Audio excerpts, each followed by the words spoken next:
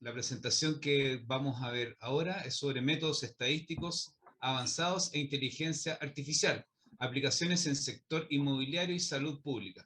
Ricardo Crespo es ingeniero civil industrial de la Universidad de Chile, PhD en geoocupación, Universidad de Irlanda, investigador de Federal Institute of Technology de Zurich, y actualmente es profesor asociado al Departamento de Ingeniería Geográfica de la Universidad de Santiago. Muy buenas tardes ya a todos y todas. Yo, por razones de trabajo, me incorporé en esta sesión hace como unos 30 minutos. Alcancé a ver la presentación. Se me dio el nombre. ¿Cómo se llama el que presentó antes? Flores. Daniel Flores, Daniel Flores. Muy interesante. Yo creo que hay varias cosas que podemos compartir, Daniel, ¿no? Bueno, ya me presentaron, solamente quería, repetir el título, que son métodos estadísticos avanzados e inteligencia artificial. Voy a ver dos aplicaciones en el sector inmobiliario y salud pública. Yo soy del Departamento de Ingeniería Geográfica y en el área de salud pública estamos muy vinculados con ciencias médicas. De la misma universidad hemos hecho varias cosas interesantes, creamos un grupo muy bueno, GeoSalud, lanzado hace muy poquito, que ya estamos trabajando con el Ministerio de Salud, con el Servicio Metropolitano de Salud de Oriente, si recuerdo bien el nombre, y tenemos muchas bases de datos y ya se vienen los resultados, ¿ya? El vínculo con la Arizona State University es reciente, en realidad ahí está el que fue mi supervisor en aquellos tiempos en Irlanda de doctorado, y ahora vinculamos muy bien para el proyecto inmobiliario, ¿ya?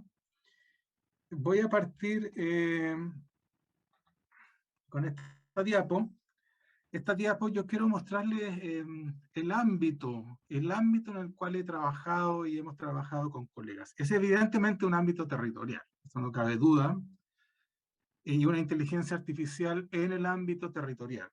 ¿Cuáles son los métodos que hemos usado y que en general son los que se usan muchísimo? La mayoría de la gente, se agregan otros también muy novedosos, pero es una clusterización, una clasificación y un modelamiento.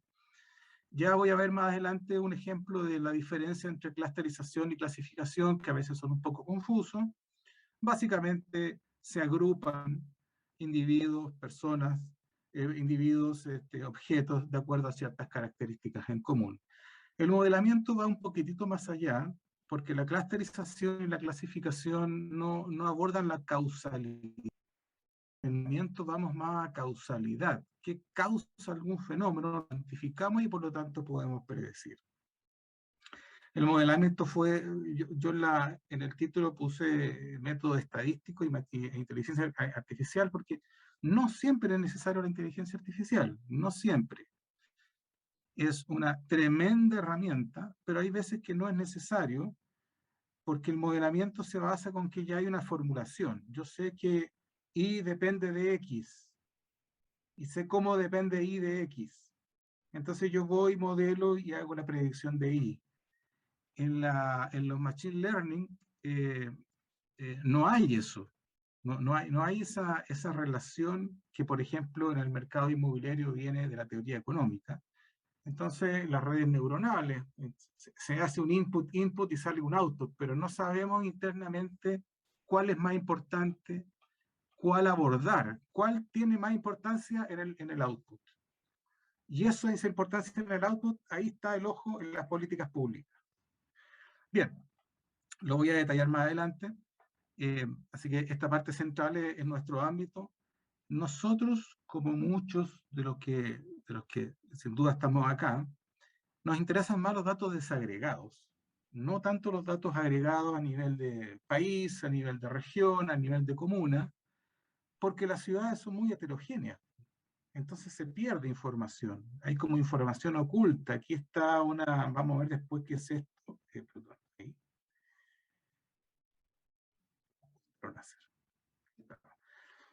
Vamos a ver que estos son información a nivel de comuna, lo queremos llevar a nivel de zona censal.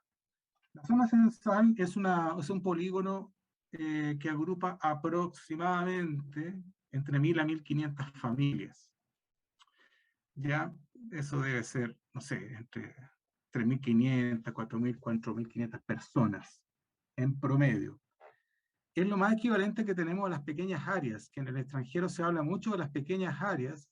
Hay pequeñas áreas en Inglaterra, las pequeñas áreas, las más pequeñas de todas las pequeñas áreas, tienen 150 personas, un par de cuadras. Aquí no tenemos una definición formal de eso, pero tenemos algo que nos puede ayudar, que es esta zona censal. Ya voy a explicar en detalle, no tanto por razones de tiempo, cómo se pasa de aquí a acá. Es decir, de aquí a acá, el censo tiene datos a nivel de zona censal, tiene la edad de las personas, tiene el sexo, el nivel de educación, la actividad económica y otros que se me pueden estar pasando. La nacionalidad, no sé si la dije. Tiene otros, pero no tiene más. O sea, ¿qué quiero decir que no tiene más? Nosotros del censo no podemos saber si la persona tiene o no tiene diabetes. No podemos, no está esa información. Nosotros no podemos saber si esa persona, las personas que están en esa zona son obesas. No lo podemos saber. No podemos saber sus ingresos. No lo podemos saber. El censo no lo pregunta. No podemos saber si tiene deudas. Tiene deudas, crédito hipotecario, tiene deudas comerciales. No podemos saber el gasto. ¿Cuánto gastan las personas a ese nivel en educación, en alimentación, en entretenimiento, etcétera? Y eso lo podemos hacer estando de aquí a acá. Hay una metodología más extensa, pero la voy a resumir acá. Entonces, utilizamos esto, lo requerimos esto primero, y después ya obtenemos lo que es la información geográficamente explícita para la toma de decisiones. ¿Qué toma de decisiones? Voy a mostrar dos ejemplos. Uno es un ejemplo del mercado inmobiliario. Este es un ejemplo que hemos desarrollado ya hace muchos años. Aquí está el vínculo más directo con la Arizona State University, donde me va a tocar ir a trabajar con ellos para llevarlo esto al mercado norteamericano. Tenemos que todavía desarrollar bastante más el producto, pero ya está validado en otros países, ¿ya? Así que ustedes saben que los programas de innovación tienen cierto grado de madurez para poder pasar después al mercado. Por ejemplo, aquí tenemos, estos son unos proyectos que hice en Londres hace muchos años, cuando hacía mi doctorado. Acá tenemos la distribución espacial de precios de propiedades de Londres, ¿ya? Datos, no información, datos, ¿ya? Uno podría dividirlo por los metros cuadrados de la propiedad y tenemos el valor del metro cuadrado. Datos, digamos, que nos entregan una idea importante de lo que queremos, de lo que necesitamos, definitivamente sí, claramente sí, pero falta. Aquí uno, sin conocer mucho la ciudad de Londres, puede intuir cosas, como que acá lo más probable es que sean centros de negocio, la parte más comercial, acá uno podría intuir una zona más alejada, más casas, seguramente cerca de parques preciosos, etc. Pero esa información es suficiente para las inversiones inmobiliarias. ¿Solamente basta con eso para hacerle una recomendación a un sector inmobiliario? Probablemente no, pero podríamos entregar información sobre las preferencias de los clientes. Las preferencias, porque las propiedades tienen diferentes atributos. Tienen tamaño, número de habitaciones, calefacción, número de baños, distancia a una estación de metro, distancia a un centro comercial, la orientación del departamento, el tamaño del departamento, ¿no es cierto? Hay edificios de departamentos súper grandes, la gente entra al edificio, quiere tomar el ascensor y tiene la media cola. Entonces, hay que medir no solamente eso, sino que qué es lo que más valoran. Y esas son las preferencias de los clientes, ¿ya? ¿Cómo valoramos eso? Eso ya obtenemos información. Ahí tenemos un modelo, no puedo detallar por razones de tiempo ahora, pero es un modelo que llevamos a un nivel desagregado la disponibilidad a pagar por una propiedad más grande. Esto es, ¿cuánto estoy dispuesto a pagar yo, que vivo ya en una propiedad, pero me gustaría que fuese más grande? ¿Ya? ¿O te gustaría que tuviese calefacción? ¿O te gustaría que tuvieses una estación de metro cerca? ¿Cuál valoras más? ¿Cuál? ¿ya? Uno podría opinar, no, prefiero, digamos, tener calefacción, no, una propiedad más grande, no, valoro mucho más la distancia, la accesibilidad. Bueno, cuantifiquémoslo. Y aquí están los métodos que lo cuantifican. Esta es información, estos son procesos que varían en el espacio. No son solamente datos que varían en el espacio. Esto viene de un modelo econométrico, y aquí uno puede estar intuyendo.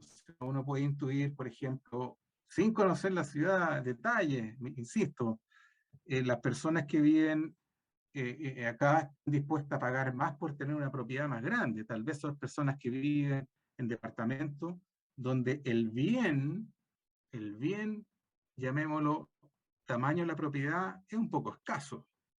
¿Ah? Hay departamentos que son bastante pequeños, valoramos más que sea más grande, estamos dispuestos a pagar más. Tal vez los que viven en más lejano, en casas grandes, ¿para qué van a querer una casa más grande si ya tienen una? Yo valoro otra cosa, valoro que me pongan acá una autopista porque tengo mala accesibilidad. Y eso con todas las variables que les mencioné anteriormente. ¿Cuánto valoro la distancia del metro? ¿Cuánto valoro la distancia de un colegio? Etcétera. Esa es información. Y con esa información, ¿por qué es importante para el sector inmobiliario?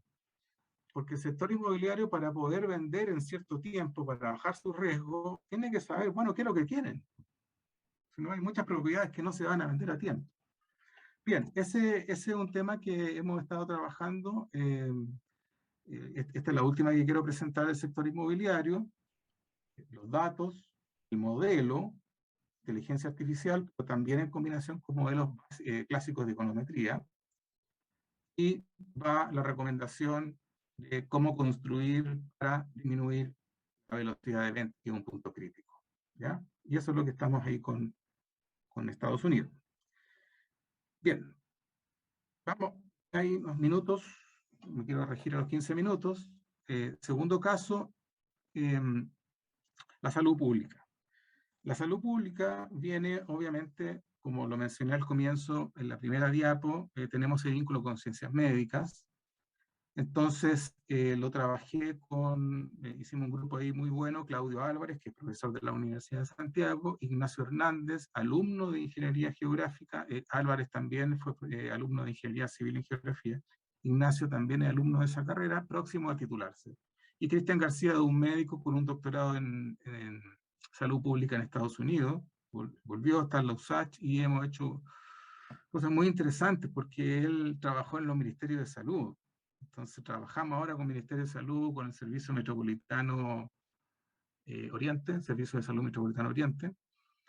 Y bueno, hicimos este iba a ser el título original de mi presentación, pero bueno, lo cambié porque quería presentar también lo inmobiliario. Bien, quiero explicar en estos minutos qué hicimos ahí, porque ahí aplicamos clusterización, aplicamos inteligencia artificial. Lo que quiero mencionarles acá, que nuevamente nosotros necesitamos desagregar esto. Si vamos a buscar clúster para políticas distintas, tenemos que identificar a aquellas personas que tienen comportamientos o necesidades distintas. En el sector inmobiliario lo que buscamos son preferencias espacialmente explícitas o geográficamente explícitas. Aquí lo que queremos son necesidades geográficamente explícitas. Está el caso de estudio de la diabetes, pero también lo hemos hecho para la hipertensión y para toda la suma de las enfermedades crónicas.